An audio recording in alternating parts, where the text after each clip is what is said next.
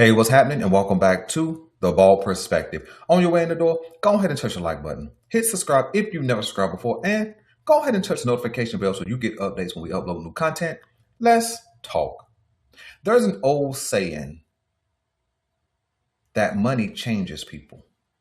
But I don't think money changes people at all. I think money just exposes what you already are or who you already are. And for the Baltimore Ravens organization, I think that's happening. You see, the Mike Preston article that comes out and is heavy with criticism and sarcasm and innuendos concerning superstar quarterback Lamar Jackson seems like it could be a derivative, something that extends from the Baltimore Ravens themselves. You see, kind of the linchpin, kind of the key point, kind of the connective tissue of this thing is every time it's time for a Lamar Jackson contract extension or some type of reworking, Mike Preston or some other journalist from the Baltimore Sun comes out with one of these type of articles. Now, let's be honest. Preston has never really seemed like a fan of Lamar Jackson. Never really been supportive. But the last time he wrote an article this scathing, this subjective, this suggestive was back in the 2022 season when Lamar Jackson had left with injury. And then there were some questions in that article that spoke to if Lamar Jackson was really as hurt as he was. Is he really working hard to get back on the field? Is he trying to delay return because of a contract extension that has not happened? It talked about his character, his work ethic, some very similar statements to what this most recent article that has caught a lot of wind and has turned into a wildfire of sorts around the social media outlets. Very similar article. Something else that's interesting, Preston, in his article, almost parrots Nick Wright from when he talked about Lamar Jackson and getting sick and his immaturity and his relationship with John Harbaugh and his detachment from the team, so on and so forth. It almost sounds like from 2022 to Nick Wright to this week, they're all parroting one another with the same talking points. I wonder if there's any type of connection, not controversy. I'm not talking about a conspiracy. I don't live in that space. It's just conversation. But it's very interesting how they're saying the exact same. Okay, take number 3, go. But it's very interesting to me how the 22 article sounds very similar to the 2025 article, which also sounds very similar to Nick Wright's broadcast spasm from last week. Sounds very, very similar. Very, very similar. But that's not here nor there. You see, Lamar Jackson is owed over $70 million this upcoming offseason, and he has 2 years remaining. The second year also pays him $70+ million. Now, let me ask you a question. When contract negotiations are happening and a contract is finally laid out and it's signed, if I lay a contract out in front of you, I'm agreeing that this is suitable for the organization. If I sign said contract, I'm saying this is suitable for me. So it seems like both parties sign off on this agreement, right? And so everybody knew what they were getting into going into the 4th and 5th year of a Lamar Jackson extension. One that had already been earned, one that he had to fight for, a contract that he ended up requesting a trade prior to getting it signed on draft night 2023. All things that have been validated, made public, easy to source out, right? So the question is, do the Baltimore Ravens lean over to Mike Preston and encourage him to write another one of those articles? Because the timing seems suspicious to me. The timing seems very, very suspect to me because it's very similar, like I said, to the 2022 article when it was time for Lamar Jackson to end that season and play on his fifth-year option, and a contract extension was looming when other dudes were already getting money. Lamar Jackson didn't have a new contract. And then all the questions about his character, his maturity, his workout methods or lack thereof, his training regimen, his eating habits, all of those things. And that's the very same article. Just a little bit of tweaking that comes out once again this past week. Sounds suspicious. It sounds like the Baltimore Ravens may be a little more suspect of an organization than previously thought of. Seems like they could be. Seems like their character should be called into question. Seems like their maturity level, their professionalism should be called into question. See, because here's what's interesting. Whether it was Ronnie Stanley, his first deal, or his second deal, did we see an article? Not at all. When it was Mark Andrews' first deal or second deal, did we see an article? Not at all. When it was Kyle Hamilton, time to get his contract done, did we see an article like this? Not at all. When it was Marlon Humphrey, his big deal, did we see an article? What about Justin Metabike? Did we see this kind of article? Not at all. When Roquan Smith signed his big deal, making him the richest linebacker in NFL history, did we see an article? Not at all. But we do see these type of articles drop when it's time for Lamar Jackson to get a new deal. This is not a cape up for Lamar Jackson. This is not a defense of Lamar Jackson. This is me calling the Baltimore Ravens' character and integrity into question. Because the Baltimore Sun has a consistent pattern of dropping these type of scathing articles when it's time for new money. Now let us move past this smokescreen of an article and let us validate why it's about money, and it's not about injury. It's not about maturity. It's not about Lamar Jackson and John Harbaugh's connection. It's not about Lamar Jackson and the Baltimore Ravens organization being detached from one another, not being on the same page. It's not about any of that. It's about money. Here's how we know. Because when Mike Preston constructs his article, he comes in the door talking about what? Money, and how he would not give Lamar Jackson a new contract. In fact, he says he would ask for a rebate.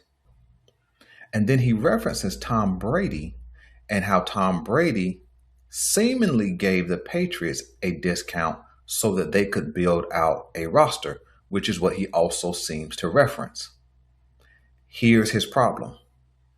Preston, the Baltimore Ravens had 2019, 20, 21, 22 to build out a roster. Lamar Jackson was never going to be more cheap than he would have been in those years. Had plenty of time to build an offensive line. Had plenty of time while he was on his rookie deal and on his fifth-year option to build out a roster. But then he says that the Ravens should ask for a rebate. You want a better offensive line? Give some money back. Well, why? He already playing on a discount. You see, when Josh Allen gets his deal done early, he gets to his big money deal a lot quicker, 1 year sooner than Lamar Jackson. Kyler Murray, who had not done anything in the league, got to his new money before Lamar Jackson. Jalen Hurts got his deal done before Lamar Jackson. Lamar Jackson actually had to play all 5 years, rookie deal, and then the fifth-year option before he could even tap into the bigger money on a true second deal, where all of the other guys got to their new money during or on their fifth year. So they had earned a full salary beyond a rookie deal while Lamar Jackson was still trying to figure out how to get his money.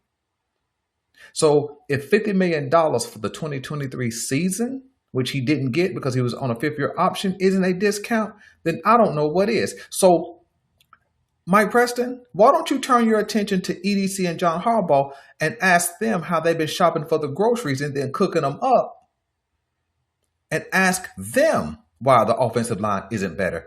Ask them why they still don't have a number one wide receiver. Ask them why there's still no dominant edge rusher who can get to the quarterback and close out a drive. Ask them.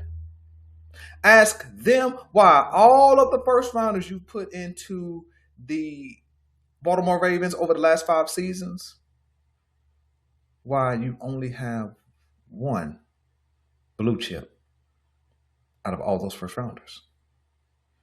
Ask them why the second round pick, David Ajabo, hadn't busted a grape yet. Ask them. See, instead of pointing to Lamar Jackson and saying he needs to give back some money or act like he's done something wrong for getting his money, why don't you ask a more logical question and ponder, why is this offensive line so trash? Why did the Baltimore Ravens give Mark Andrews another 3-year extension when his production has gone down every season over the last 3? Why don't you ask that? Why don't you ask the Baltimore Ravens organization why they've traded for 2 edge rushers who still can't really close out a drive? Why don't you ask about the behavior of how the Ravens have been operating this thing versus just targeting one player who has really been carrying the franchise for the last 5 seasons? You see, I said in 2023 when they had not gave him a new deal, just trade him. Not because he's not good, but if it has to come to this kind of behavior, the back and forth, the criticism, the undue suggestive nature of commentary, then just trade him. I'm sure somebody out there, a couple of teams would need a franchise level quarterback, a winning quarterback, a quarterback who has one of the highest passer ratings in NFL history, a quarterback who has led the NFL in rushing a couple of different times from the quarterback position and is the all-time leading rusher at quarterback, a quarterback who has played 17 of 17 available games over the last 2 seasons, 23 and 24, a quarterback who has been available in the playoffs, no matter what the results have been. So it's not a context of injury prone. That's not a real context. I'm sure somebody needs a quarterback because the Baltimore Ravens act like they don't. See, because you can't convince me at this point that the Baltimore Ravens and the Baltimore Sun aren't interconnected when it comes to quote unquote leaks. There's no leak. There's no leak out of the Baltimore Ravens. There's no leak from the locker room. This is purposeful information provided that's being narrated by an anti-Lamar Jackson entity called Mike Preston. Here's a question. Does any other star-level quarterback go through this? Josh Allen, Joe Burrow, Patrick Mahomes, do they go through this? Dak Prescott, when he's healthy and balling, does he go through this? I'm not sure. Now, I don't keep up with other franchises necessarily, but I don't know if other quarterbacks go through this same type of foolishness. And bottom line is this. Ravens, if you don't want him anymore, if you think he's making too much money, if you want to press reset, if you want to just do something different, then just do it.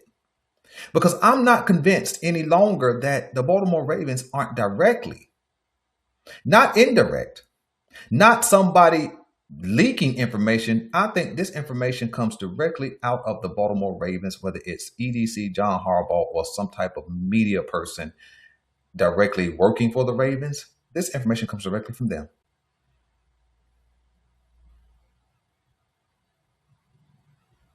If you want to know who the source is for the Baltimore Sun, it's the Baltimore Ravens.